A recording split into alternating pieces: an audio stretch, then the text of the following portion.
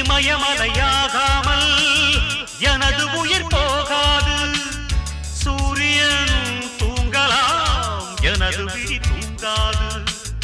தேர்வை மழை சிந்தாமல் வெற்றி மலர் பூவாது. எல்லையை தொடுவரை எனது கட்டை வேகாது. ஒவ்வொரு விதையிலும் விருட்சம் ஒளிந்துள்ளது. ஒவ்வொரு விடியலும் எனது பெயர் சொல்லுதே. மனம் புகழும் உனது கண்ணை மறைக்கிறதே.